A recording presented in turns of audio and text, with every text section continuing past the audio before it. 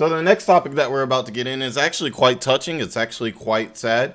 I'm not sure exactly when it occurred, but it was very recently. If you guys didn't know, there was a shooting at an Alabama Sweet 16. Yes, a Sweet 16, one of the last places I would expect to, like see something like that or hear of something like that. And the story gets even weirder because of how many people were involved, which I'll go into later. But like I was saying, a Sweet 16, guys, when I think of Sweet 16s, I think about, that show Sweet 16 where all those rich kids used to get all those crazy gifts and stuff.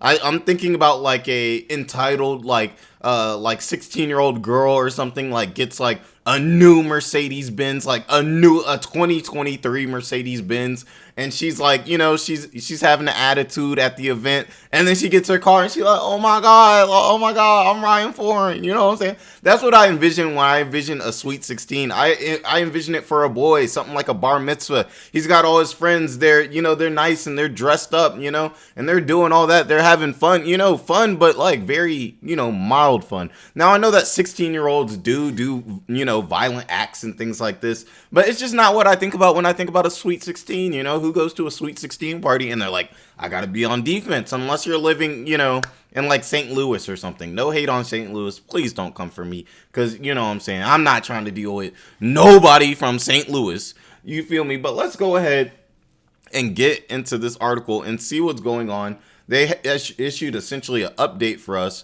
so I kind of want to see what's going on with that. Now it says the Alabama shooting update. So 4 suspects have been awarded. I thought it was 3. Now there's 4 people involved in this. Like, how are there so many people involved in this? Arrested in Dadeville, Sweet 16 party attack. So let's see here. Oh, and that's one of the survivors right there. Let me see what my sound's looking like. Okay. We gotta add. But yeah, let's see what she has to say. Maybe we can learn some details to her. Shout out to her and her family. I'm glad to see that she's good. I'm not sure how many people were really necessarily involved in this, so I'm not sure how many possible victims or anything there could be. Let's see what's going on.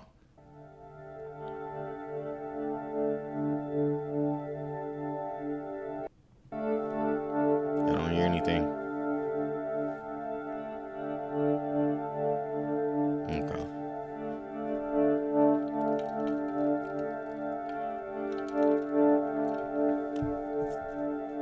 I was still inside the building, yelling at them to help me, and nobody would help me. So I had to like gain my strength and like walk outside like after being shot.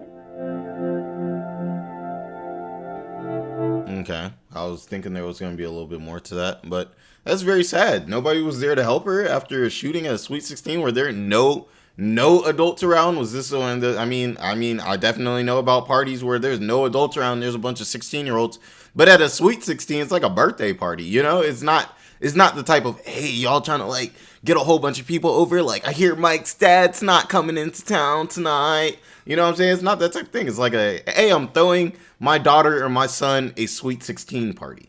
Normally there's some types of adults around, for that type of thing.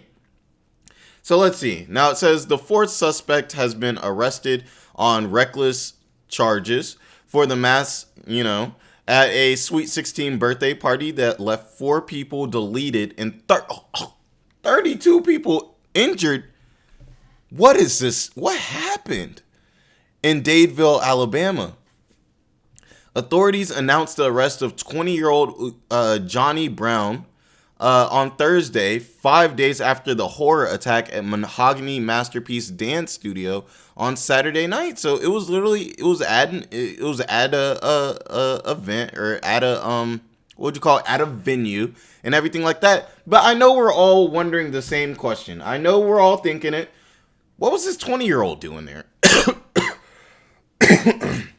Excuse me. What was this 20-year-old doing there? Aren't you a little bit old to be at a 16-year-old party? Like, I get it. Maybe you're the brother, maybe you're the sister, maybe you got hired for security or something. I could see it. Or you're working the event. But I want to know why this 20-year-old was at this 16-year-old's party. That's a little weird. It's giving Dalai Lama vibes. Now it says, the arrest came 2 days after police identified the first suspects apprehended into the case. And you know I'm about to say these people names because they was wildin'. 17-year-old Tyreek. That's how they spell. That's how he's spelling Tyreek. Okay, like individual, separate. Okay, McCullough, and 16-year-old Travis McCullough, so two brothers. And the third suspect, 20-year-old Wilson Lamar Hill Jr., was arrested on Wednesday, which was yesterday. All are facing 4 counts each of reckless, charges, and more charges are expected to follow. I hope so. 32 injured? Ridiculous.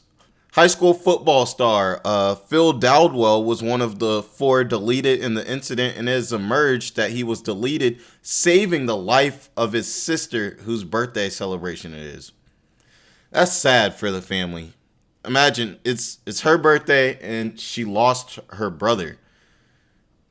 Sad people. We have to do better as a people. We do. Now, Shankivia Smith, she was 17.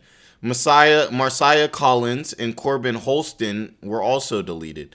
And he was 23 and 19 too. What kind of sweet 16 is this? You know what I'm saying? And everything like that. Receives threats. Okay, we don't need that. What is the motive? This is what we want.